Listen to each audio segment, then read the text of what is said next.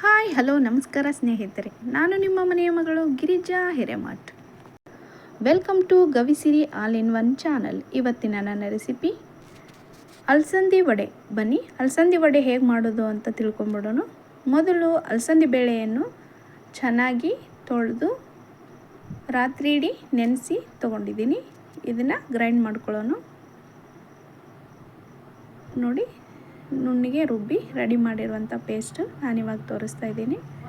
ನೋಡಿ, ಜೂಮ್ ಮಾಡಿ ತೋರಿಸ್ತಾ ಇದ್ದೀನಿ. ಈ ರೀತಿ ಪೇಸ್ಟ್ ಮಾಡ್ಕೋಬೇಕು. ಅದಕ್ಕೆ ನೀರೇನು ಹಾಕಬಾರ್ದು. ಬೇಳೆ ಎಷ್ಟು ನೆಂದಿರುತ್ತೋ ಅಷ್ಟರಲ್ಲಿ ಪೇಸ್ಟ್ ಮಾಡ್ಕೋಬೇಕು. ಈಗ ಈ ಪೇಸ್ಟನ್ನು ಒಂದು ಪಾತ್ರೆಗೆ ಹಾಕಿ ಇಟ್ಕೊಳ್ಳೋಣ. ಇದನ್ನು ರುಬ್ಬಿದ ನಂತರ 1-2 ತಾಸು ನಾನು ಮುಚ್ಚಿಟ್ಟಿದ್ದೆ.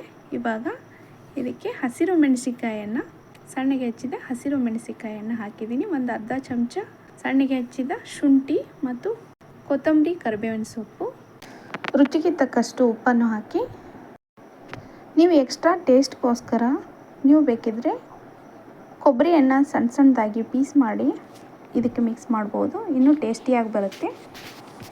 1-2 ತಾಸುಗಳ ಕಾಲ ಲಿಡ್ ಕ್ಲೋಸ್ ಮಾಡಿಡೋಣ. ಈ ಕಡೆಗೆ ಎಣ್ಣೆ ಬಿಸಿ ಮಾಡಿ ರೆಡಿ ಇಟ್ಕೊಂಡಿದ್ದೀನಿ.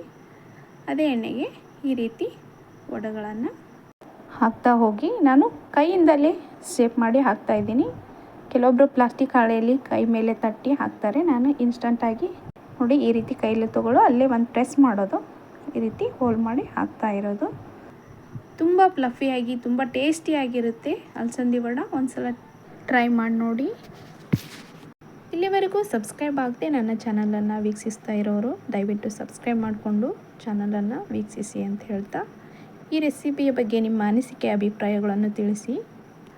ನಾನು ಮಾಡಿರೋ ರೆಸಿಪಿ ನಿಮಗೆ ಇಷ್ಟ ಆಗಿದ್ದರೆ ಲೈಕ್ ಮಾಡಿ, ಶೇರ್ ಮಾಡಿ, ಸಬ್ಸ್ಕ್ರೈಬ್ ಮಾಡೋದನ್ನು ಮರಿಬೇಡಿ ಫ್ರೆಂಡ್ಸ್.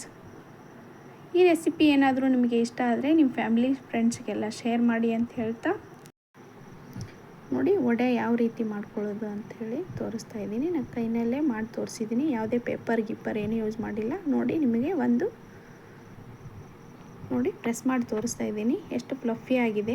ಒಳಗಡೆ ಎಲ್ಲ ತುಂಬ ಸ್ಮೂತಾಗಿರುತ್ತೆ, ಮೇಲೆಲ್ಲ ತುಂಬ ಕ್ರಿಸ್ಪಿಯಾಗಿರುತ್ತೆ. ಇಡ್ಲಿ ಜೊತೆಗೆ, ಸಾಂಬಾರು ಜೊತೆಗೆ, ಚಟ್ನಿ ಜೊತೆಗೆ ತುಂಬ ಸೂಪರಾದ ಕಾಂಬಿನೇಷನ್ ಆಗಿರುತ್ತೆ ಇದು. ಒಂದು ಸತಿ ಟ್ರೈ ಮಾಡಿ ನೋಡಿ, ಹೇಗೆ ಬಂತು ಅಂತ ನಂಗೆ ಕಾಮೆಂಟ್ ಮಾಡಿ ತಿಳಿಸಿ. ಇದೇ ರೀತಿಯ ಇನ್ನೊಂದು ಸೂಪರಾದ ವಿಡಿಯೋ ಜೊತೆಗೆ ಬರ್ತೀನಿ. Thank you for all subscribers and viewers. ನನ್ನ ಚಾನಲ್ನ ವೀಕ್ಷಿಸಿದ್ದಕ್ಕಾಗಿ ಎಲ್ಲರಿಗೂ ಥ್ಯಾಂಕ್ ಯು.